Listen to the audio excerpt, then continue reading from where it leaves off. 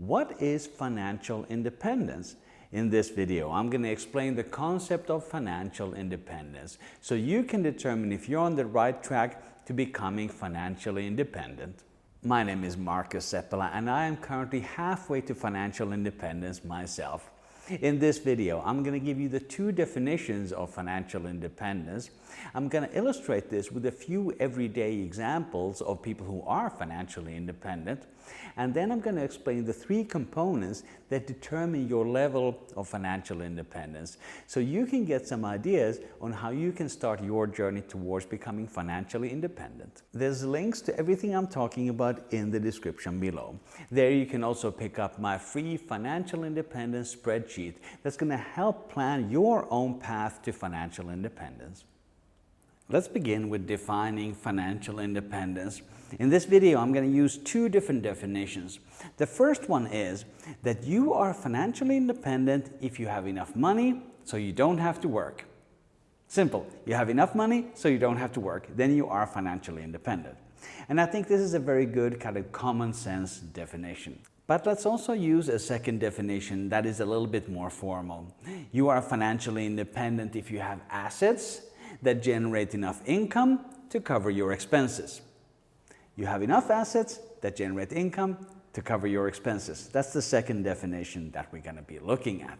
Let's look at a few examples of people who are financially independent. The first type of people that you may think of when you hear financial independence are the ultra wealthy. Your Bill Gateses, your Warren Buffetts, and your Jeff Bezoses of the world. And they certainly have enough money so they don't have to work. A different question is, of course, do they still work? And I believe they work harder than many of us. And under the second definition, they certainly have assets that could generate enough income to cover their expenses. There's no doubt about that. The second example you might think of are people who have inherited wealth. So they don't have to work just because they have rich parents. And these people can certainly be seen as being financially independent so long as it's actually their assets and not somebody else's. But I prefer to look at examples that are more everyday. And the best example of an everyday financially independent person is a retired person. They don't have to work anymore because they've spent their working life accumulating assets so that they can actually retire. A retired person can have different sources of income, all related to assets. They might have a government-sponsored retirement plan like Social Security in the US. They might have a company pension plan, or they might have private retirement savings. And of course, in many cases, they will have all three. I think it's good to think of financial independence in terms of somebody who has retired, because that makes the concept much less mysterious. It actually shows you that you probably already know people who are financially independent. Let me give you two more examples with numbers. If your expenses in a year are 100,000 and you have assets that generate 100,000 of income, then you are financially independent.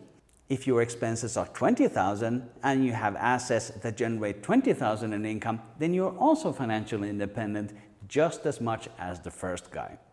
The point that I want to get across here is that financial independence does not necessarily have to do with accumulating massive wealth. What it does have to do is being able to cover your expenses. Now let's look at the three components that go into calculating your level of financial independence: your assets, your income, and your expenses. The assets we're talking about here are income-generating assets, and traditionally there are two classes of assets that are the most popular. They are financial instruments and real estate. Financial instruments are things like stocks and bonds where you invest in the financial markets. Either you invest in stocks, which means that you own a part of the company and can receive part of the profit. Or you invest in bonds, which means that you are lending money to a government and they will pay you an interest for doing so. Another way you get income from financial instruments is when they increase in value and you can sell a portion of them. And this is very similar for real estate. Either you generate rental income from your properties or they increase in value and you can profit by selling them. This component of the financial independence calculation is certainly one that you can impact by acquiring assets over time. However, it may take you 10 or 15 years to acquire enough assets so that the income covers your expenses. So the assets component is really the slow part of the financial independence equation. Now let's look at the middle component, the income component. You can impact the income from your assets with the choice of assets that you have. Traditionally, stocks will generate more income than bonds, but that also comes with a higher risk for stocks. For real estate, you can also affect the income that your properties will generate. For example, you can increase the quality of the property by investing in it, and then you can charge higher rent, which directly will impact your income from assets. So as you can see, this middle component, the income component, is certainly something that you can impact as well. In just a moment, I'm going to jump over to the third component, which is the expenses component. But if you got some value from this video already, please consider subscribing to my channel for more tips on how to build your wealth and become financially independent. And now let's move over to the third component, the expenses component. Out of all of these three components, assets, income, and expenses, the expenses is the one that is easiest to impact. You can decide now to stop buying unnecessary stuff. You can decide now to downsize your car or your home. In the medium term, you can also reduce your expenses by moving to a cheaper place. Now, this could be a cheaper part of town, it could be a cheaper city, or it could be a cheaper part of the country. But you can go further and actually move to a cheaper country. I'll give you my example. I live in Switzerland, which is one of the most expensive places on the planet. From my house, I can walk to France in about 10 minutes, which means that I could very easily move to France. And if I did that, I could probably cut my expenses by half. I don't want to do that. I don't want to move to France from Switzerland, but I could. It's just an example that you have a lot of control over your expenses. So therefore, your expenses is the easiest and quickest one of these three components for you to impact on your way to financial independence.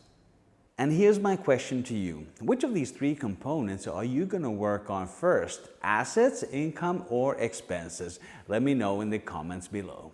Now that you know what financial independence is, maybe you're wondering, how much money do I need to be considered financially independent? The answer to this is your financial independence number. For more information about the financial independence number, click the video on the screen now.